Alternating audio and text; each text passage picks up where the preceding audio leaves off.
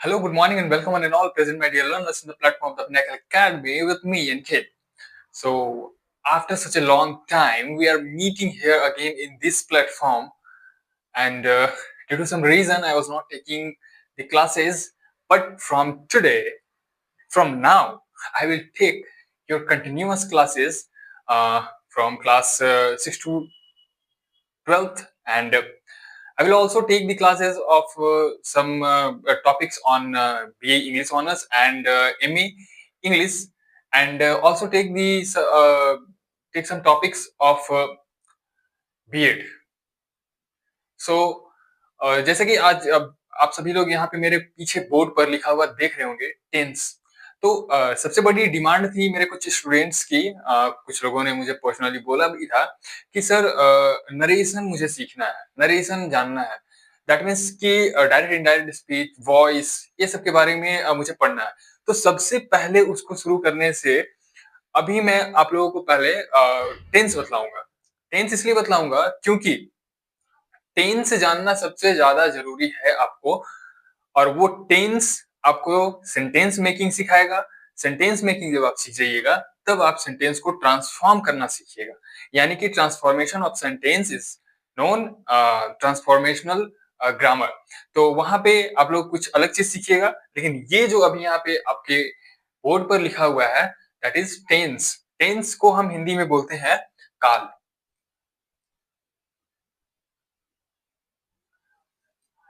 अगर काल बोला जाए, काल मतलब हम लोग जानते हैं इसका जो सिनोनिम होता है हिंदी में वो होता है समय। और अगर हम लोग इंग्लिश में इसी को ट्रांसफॉर्म कर दें, इसी समय को, तो इसको हम बोलते हैं टाइम। अब आप लोग समझ गए होंगे कि मैं बोलना क्या चाह रहा हूं।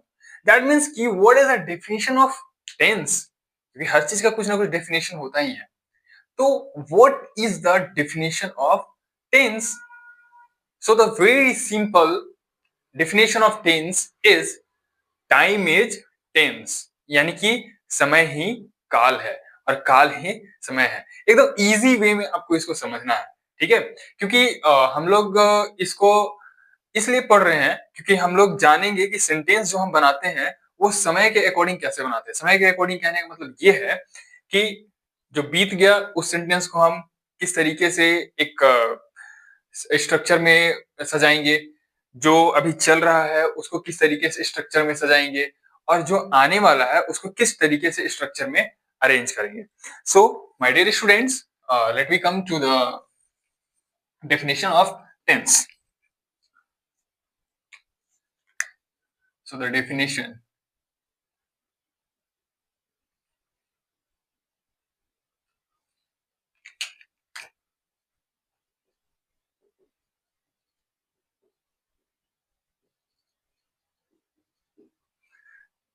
So आपको कोई भी अगर पूछे, आपको सीधा सीधी जवाब देना है time is tense and tense is time. Just for a second.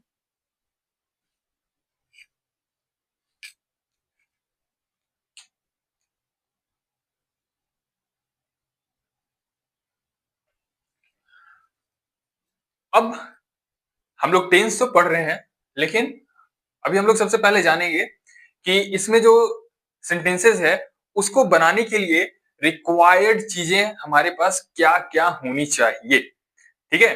तो इसमें दो मेन रिक्वायर्ड चीजें हैं जो मैं अभी आप लोगों को बतलाऊंगा, और मैं पहले की वीडियोस में भी ये सबको डील कर चुका हूं, तो आप लोगों को ज्यादा डिफिकल्ट नहीं होगा। अगर आप इसको जो अभी मैं बतलाने वाला हूं उसको अगर अच्छे से समझना चाहते हैं तो मेरे पास्ट के वीडियोस में जो मैंने वर्ब समझाया है, जो ऑक्सिलरी वर्ब समझाया है, वो आप जा करके देख सकते हैं। और सेंटेंस के बारे में भी मैंने पढ़ाया है, तो वो भी आप जा करके देखेंगे तो आपको समझ में आ जाएगा कि सेंटेंस हम किस तरीके से बनाते हैं। Okay, so let we come to the first, the person, ठीक है?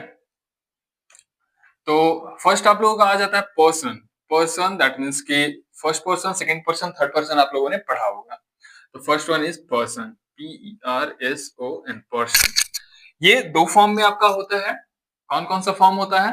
तो singular form and plural form. अभी आप कुछ इस तरीके से इसको अलग कर लेंगे तो ज़्यादा आसानी होगा आपको समझने में। देखिए कुछ इस तरीके से। तो पर्सन में आपका आ जाता है फर्स्ट पर्सन, फर्स्ट पर्सन। फिर आता है आपका सेकंड पर्सन। फिर आता है आपका लास्ट थर्ड पर्सन, सॉरी।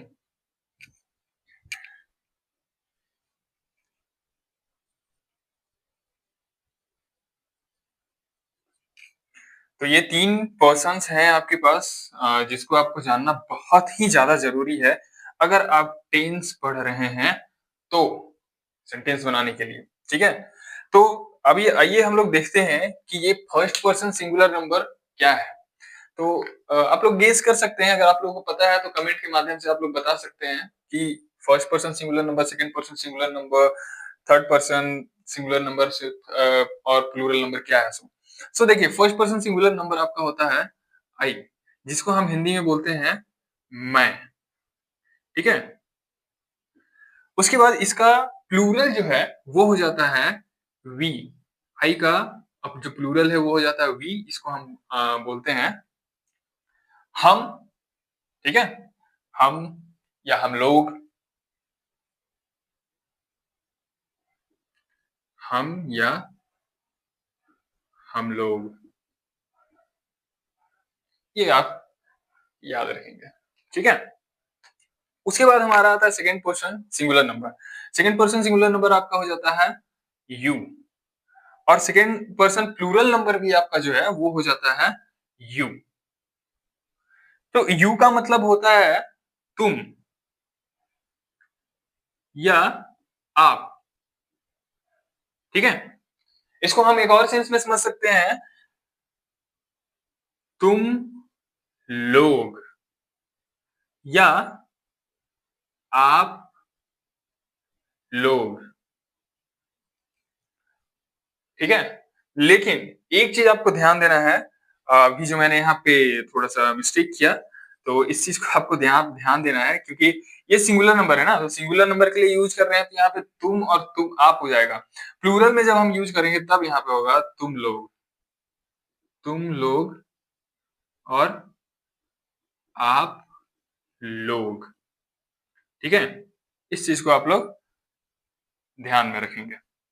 अब हम आते हैं थर्ड पर्सन सिंगुलर नंबर में। देखिए ये जो थर्ड पर्सन सिंगुलर नंबर है ना, दैट मीन्स कि थर्ड पर्सन बहुत ज्यादा यूज में आता है और बहुत ही थोड़ा सा बहुत सारे स्टूडेंट्स के लिए थोड़ा डिफिकल्ट होता है। क्यों होता है अभी आपको समझ में आ जाएगा। देखिए यहाँ पे जो थर्ड पर्सन सिंगुलर नंबर है वो आपका आ जाता है ही, सी, इट और एनी नेम, ठीक है? कोई भी नाम हम यहाँ पे डाल सकते हैं, नेम।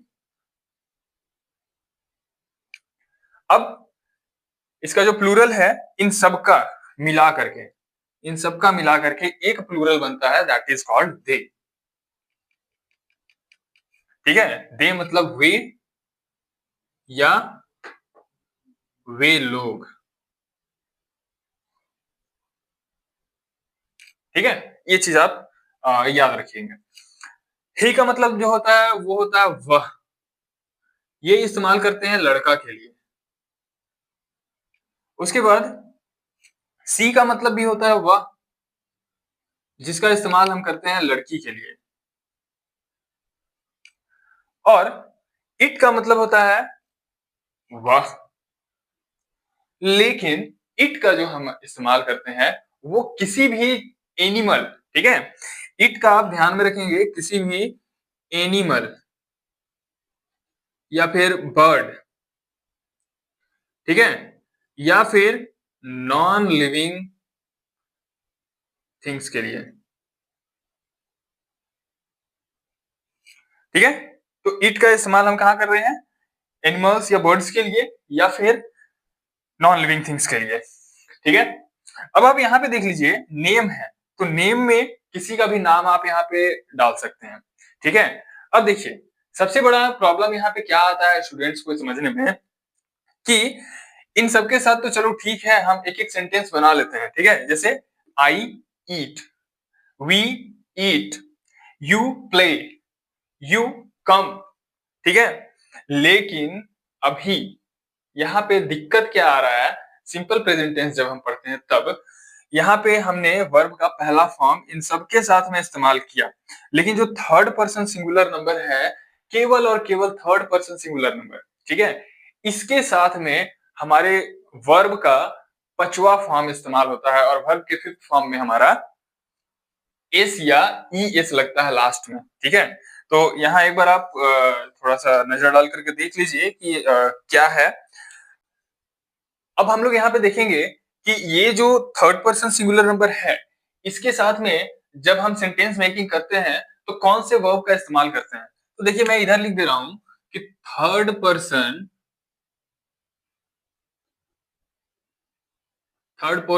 और सिंगुलर नंबर, ठीक है, ये ध्यान में रखेंगे, थर्ड पर्सन और सिंगुलर नंबर,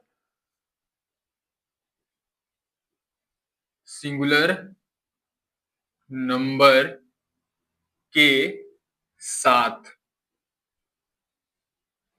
हमें सदैव या हमेशा वर्ब के फिफ्थ फॉर्म का इस्तेमाल किया जाता है।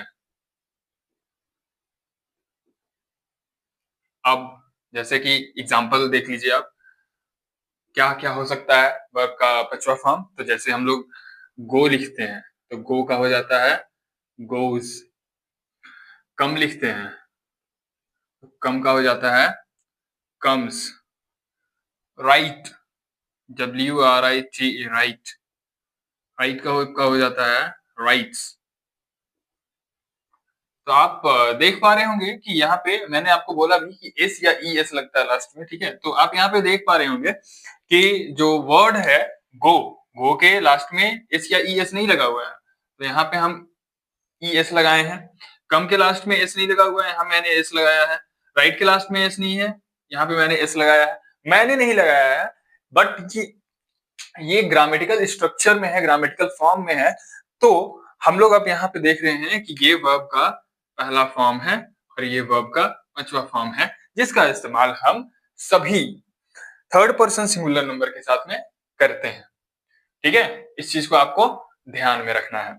सो आई होप कि you all have been understood this following chart here in the board. तो आप लोग अगर चाहें तो इसको अपने कॉपी में अच्छे से फ्रेश तरीके से नोट डाउन कर लें। तो इसके बाद अब हम लोग देखेंगे second part of this structure कि ग्रामर में हम जब सेंटेंस बनाते हैं टेंस में तो हम पर्सन के बाद किस चीज का इस्तेमाल करते हैं। एक चीज और ध्यान रखिएगा, मैंने लिखा था पर्सन, ठीक है, तो आपको वहां पे पर्सन नहीं पूछा जाएगा।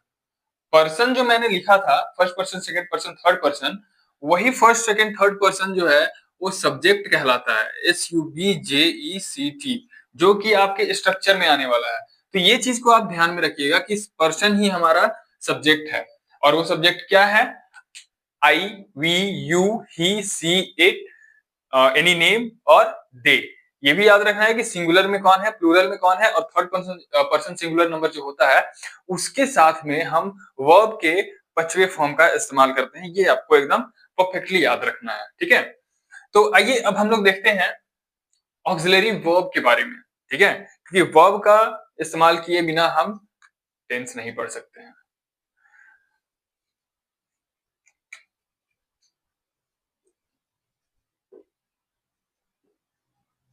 ऑक्सिलरी वर्ब्स या हम इसको हेल्पिंग वर्ब्स भी बोल सकते हैं,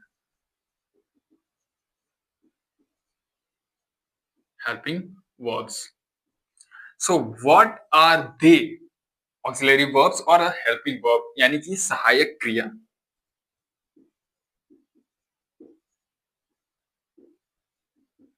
सहायक क्रिया, सहायक यानी कि जो सहायता करता है, ठीक है।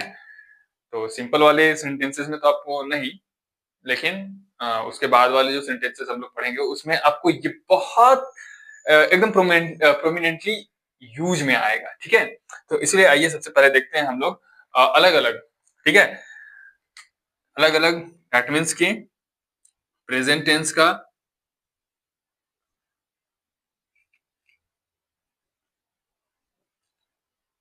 उसके बाद हम लोग देखेंगे पास्ट टेंस का,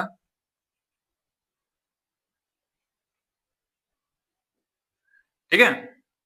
तो मेजरली हम लोग अभी प्रेजेंट टेंस का देख लेते हैं और फिर हम लोग पास्ट टेंस का देखते हैं। ठीक है, तो कौन कौन से हैं आइए अभी मैं आप लोगों को बताता हूँ। तो सबसे पहला है हमारा is, are, do, does, has, have. तो ये कुछ प्रेजेंट टेंस के ऑक्सिलरी वर्ब्स हैं हमारे पास में। अभी क्या होता है ये देखिए, इज और ये दोनों को मिला करके हम लोग जब पास्ट टेंस में सेंटेंस बनाते हैं तो वहां पे जो हेल्पिंग वर्ब होता है ये दोनों को मिला करके was, ठीक है। उसके बाद आर आता है आपका यहाँ पे, तो आर क्योंकि प्लूरल नंबर है तो उसके लिए हम लोग इस्तेमाल करते हैं वर का, WERE वो, ठीक है। उसके बाद हमारा आ जाता है डू और डज।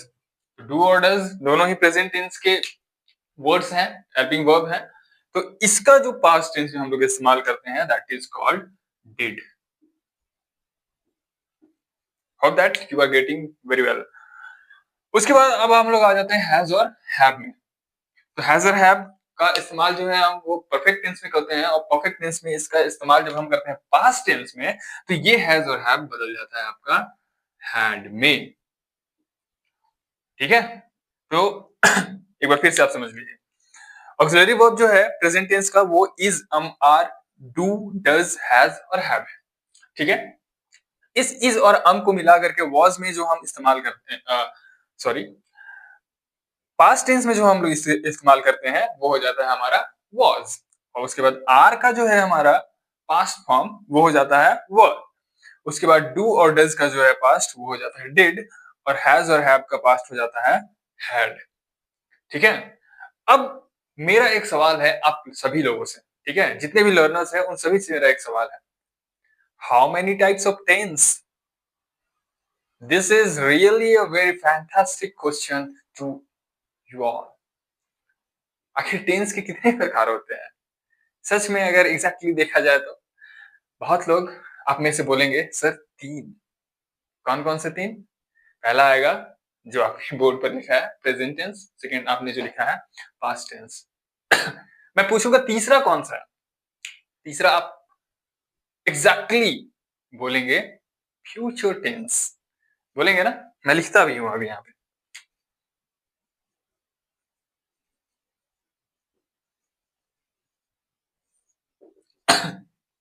आप सोच रहे होंगे ना कि सर प्रेजेंट टेंस का तो बताएं, पास्ट टेंस का तो बताएं, फ्यूचर टेंस का भी बता देते तो क्या ही हो जाता। देखिए एक्चुअली क्या होता है ना, रियली में अगर देखा जाए तो मॉडर्न टाइम में हम लोग दो ही प्रकार के टेंस के बारे में जानते हैं, पढ़ते हैं। आप क्लास 9th में देखिएगा तो आपको प्रेजेंट टेंस पूछा गया है, क्लास 10th में देखिएगा तो आपको पास्ट टेंस पूछा गया है। फ्यूचर टेंस का कहीं पे भी कोई भी जिक्र नहीं है, नहीं किया जाता है, ठीक है। क्यों नहीं किया जाता है? क्योंकि फ्यूचर टेंस में जितने भी ऑक्सिलरी वर्ब्स हैं उनको मॉडल्स में डाल दिया गया है। देखिए फ्यूचर टेंस में एक्चुअली क्या होता है ना, सल और विल। सल का हो जाता है शुड, विल का हो जाता है वुड। सल का शुड, विल का वुड। लेकिन मॉडर्न ग्रामर में क्या किया गया है, प्रेजेंट टेंस को प्रेजेंट में ही रहने दिया गया है और पास्ट टेंस को पास्ट में ही रहने दिया गया है। लेकिन जो फ्यूचर टेंस का ऑक्सिलरी वर्ब्स है उसको डाल दिया गया है मॉडल्स में, ठीक है। तो ये फ्यूचर टेंस जो है वो एज ए मॉडल कंडक्ट हो जाता है, सॉरी।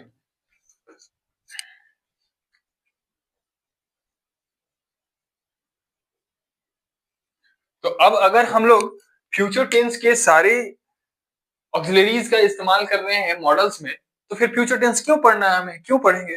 फ्यूचर टेंस नहीं पढ़ना है हमें, ठीक है। सिंपल सा हम पढ़ेंगे present tense, past tense and models. Models are the very significant for grammar. ठीक है, तो अभी फिलहाल आप लोग प्रेजेंट टेंस का ये ऑक्सिलरी वर्ब याद रखिए और पास्ट टेंस का ये ऑक्सिलरी वर्ब याद रखिए, जो कि बहुत इंपॉर्टेंट रोल प्ले करने वाला है अभी हमारे आगे के इस वीडियो में। अब हम लोग देखेंगे यहाँ पे कि how many types of sentences comes under the tense. ठीक है, how many types of sentences we will study. Let you all focus on the board.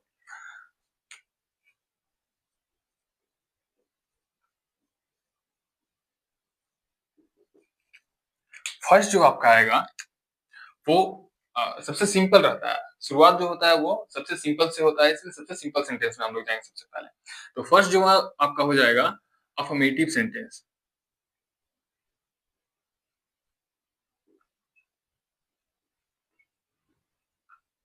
Affirmative sentence, affirmative sentence के साथ साथ में हम लोग देखते हुए चलेंगे निगेटिव सेंटेंस को। Negative sentence,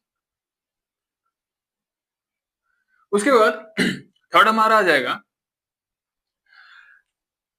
interrogative and interrogative negative.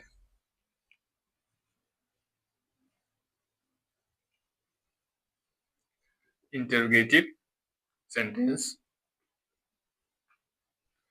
and fourth one is interrogative negative। ठीक है, interrogative negative.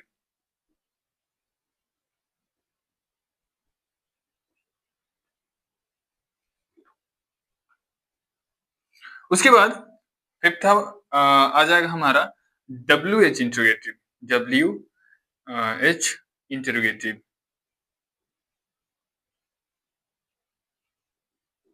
WH interrogative sentence. और सिक्स्थ हमारा आ जाएगा WH interrogative negative. WH interrogative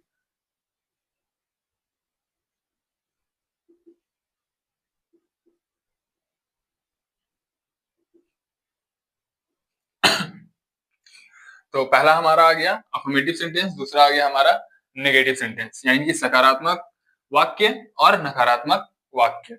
उसके बाद तीसरा हमारा आ जाता है इंटरोगेटिव सेंटेंस और चौथा हमारा आ जाता है इंटरोगेटिव नेगेटिव सेंटेंस। एक चीज यहाँ पे आपको ध्यान देने वाली बात है कि जो इंटरोगेटिव का स्पेलिंग है ना वो यहाँ पे डबल आर होता है। ठीक है, बहुत सारे टाइम पे ये सवाल के रूप में भी पूछ लिया जाता है इंटरोगेटिव का स्पेलिंग, तो आप इसको ध्यान रखेंगे। ठीक है, बहुत सारे लोग लिखते भी थोड़ा गलत हैं। क्यों लिखते हैं? क्योंकि यहाँ पे उनको लगता है कि एक आर ही होता है। अब पांचवा हमारा आ जाता है WH इंटरोगेटिव सेंटेंस। इसका मतलब यहाँ पे मैंने सिलेक्ट किया है, तो इसका मतलब है कि सेंटेंस, एंड यहाँ पे आ जाता है आपका WH इंटरोगेटिव नेगेटिव सेंटेंस। ठीक है, तो ये कुछ मुख्य 6 प्रकार के सेंटेंसेस के बारे में हम लोगों को अभी इस टेंस में पढ़ना है। ठीक है ओके, तो हम लोगों ने अब तक जो भी देखा वो हमारा बहुत ही सिग्निफिकेंट पार्ट था सेंटेंस मेकिंग का इन टेंस। अब हम लोग यहाँ पे देखने वाले हैं how many types of tense. ठीक है, types of tense,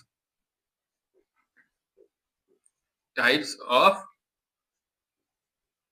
tense. Tense मतलब वो टेंशन लेने वाला टेंस मत समझ लीजिएगा। ठीक है, तो टेंस टेंस बोलते ही आप टेंशन में आ जाइए। ठीक है, तो यहाँ पे हम लोग ग्रामर वाला टेंस पढ़ रहे हैं, तो आपको इसको ध्यान में रखना है। अब यहाँ पे टाइप्स ऑफ टेंस पूछा है, तो जैसा कि मैंने प्रीवियसली भी बताया, there are only 2 types of tense in modern English grammar. What are they? First one is present tense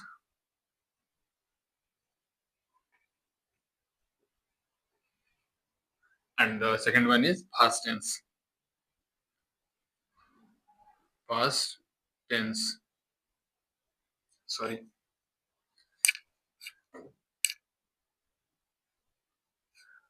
अब आप लोगों को इनमें डिफरेंशिएट करना है एकदम सिंपल और इजी तरीके से कि कौन कौन से टाइप्स होते हैं। ठीक है, बहुत ही सिंपल है इसको पहचानने का। देखिए, पहला आपका होता है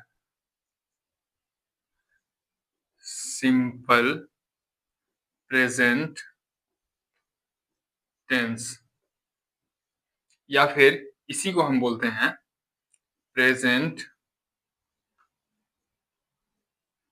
इंडेफिनिट, प्रेजेंट इंडेफिनिट टेंस। दूसरा हमारा आ जाता है present continuous tense, present continuous tense. इसी को हम एक और नाम से जानते हैं, that is present progressive, progressive tense. तो ये दो हो गया हमारा। तीसरा आता है हमारा present perfect, perfect tense. And the last one is, जो सेकेंड और थर्ड को मिला करके बनता है, that is present perfect continuous, present perfect continuous, continuous tense. अब वेरी इजी तरीके से आप समझेंगे, ठीक है? कैसे समझेंगे? क्योंकि जहां पे प्रेजेंट लगा है ना, वहां पे बस आपको पास्ट लगा देना है। क्या करना है? पास्ट। तो पास्ट आइए समझते हैं क्या होता है। यहाँ पे आपको कर देना है past simple, sorry past simple नहीं, सिंपल पास्ट टेंस होगा आपका यहाँ पे,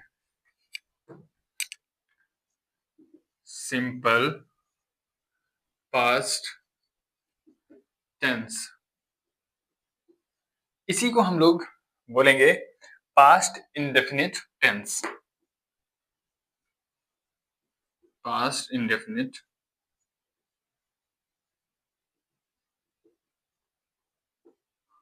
टेंस। दूसरा प्रेजेंट था हमारा कंटिन्यूअस, प्रेजेंट कंटिन्यूअस था। अब यहाँ पे आ जाएगा past continuous, past continuous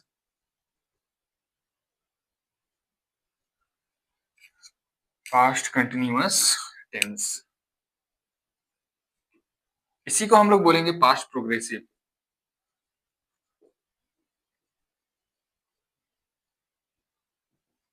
past progressive tense. देखिए मैं आपको बहुत सिंपल और इजी तरीके से समझाने की कोशिश कर रहा हूं, तो आप कोशिश करिएगा इसको बहुत इजी वे में समझने के लिए, और इसको आप अपनी कॉपी में नोट डाउन करते हुए चलिएगा। थर्ड है हमारा जो पास्ट का हो जाता है, that is past perfect tense. And the last one is past perfect continuous tense. These are the two types of tense, ठीक है? First one is present tense and the second one is past tense. अब दोनों के ही four types के tenses होते हैं, जो कि आपके बोर्ड पर यहाँ पे लिखा हुआ है। आप लोग इसको अपने कॉपी में नोट डाउन कर लेंगे, और इसके बाद अब हम लोग शुरू करेंगे main part, that is sentence making from present tense. Simple present tense से हम लोग शुरुआत करते हुए चलेंगे, और हम लोग पास्ट परफेक्ट टेंस में खत्म करेंगे, पास्ट परफेक्ट कंटिन्यूअस टेंस में खत्म करेंगे, ठीक है? बहुत ही लॉन्ग वे होने वाला है, बहुत ही इजी वे होने वाला है, ठीक है? लॉन्ग होगा लेकिन इजी होगा, आप आसानी से समझते चलेंगे, क्योंकि हमें 6 सेंटेंसेस के साथ में डील करना है। तो अगर आप यहाँ पे देख लेते हैं तो 4, इसको 6 से मल्टीप्लाई करते हुए चलिए, तो आपका कितना सारा सेंटेंस हो जाएगा, आप खुद ही सोच करके देखिए।